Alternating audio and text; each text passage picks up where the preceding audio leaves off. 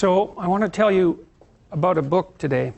The book is called The Gulag Archipelago. You ready? The book is called The Gulag Archipelago, and it's by a Russian author, a Soviet author named Alexander Solzhenitsyn, who was in the Gulag Archipelago concentration camp system for a very long time. He had a very hard life. He was on the Russian front when the Germans invaded the Soviet Union in the early stages of World War II. Now, Hitler and Stalin had signed a non-aggression pact. And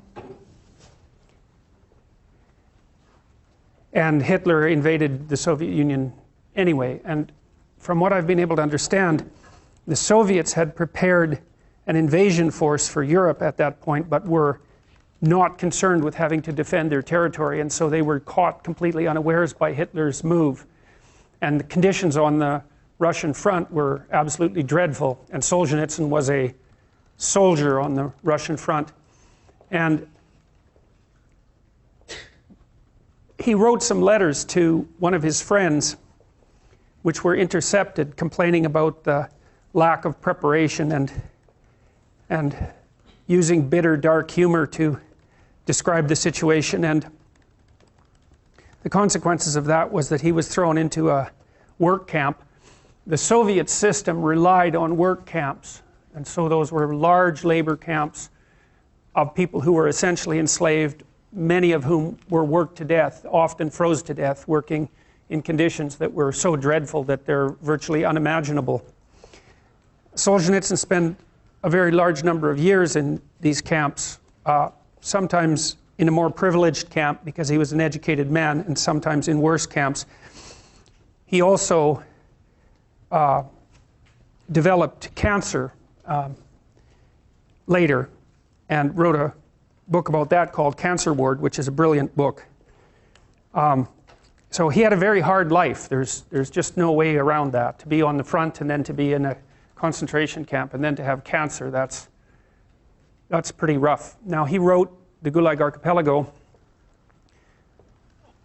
He wrote a book called One Day in the Life of Ivan Denisovich first. That was published in the early 1960s. When there was a brief thaw, Stalin was pretty much out of the picture by the end of the 1950s. There's some indication that he was murdered by Khrushchev, and Khrushchev became premier of the Soviet Union after Stalin. And there's some indication perhaps that Stalin was either murdered by Khrushchev and a set of his cronies, or when he was very ill, just before he died, was not helped, at least wasn't provided with any medical attention because of the intervention of Khrushchev and his cronies. Now, there's some indication as well at that point that Stalin, who was an absolutely barbaric in every possible way you could imagine, was planning to start a third world war. And he was certainly capable of doing such things because he had already imprisoned or killed tens of millions of people. Now, just after Stalin died, there was a bit of a thaw in the Soviet Union with regards to internal repression. In the early 1960s, Solzhenitsyn published a book called One Day in the Life of Ivan Denisovich, which was a story about one day in the life, his life really, inside one of these so-called Gulag Archipelago camps. Now, he called it the Gulag Archipelago because an archipelago is a chain of islands. And so Solzhenitsyn likened the work camp system in the Soviet Union, which was made up of isolated camps distributed across the entire state. He likened that to a series of islands, and hence the metaphor. And One Day in the Life of Ivan Denisovich was one of the first publications released in the Soviet Union that dared make public what had happened inside these camps, at least initially. Now, that thaw didn't last very long, but that book had a tremendous effect. It's a short book. It's worth reading.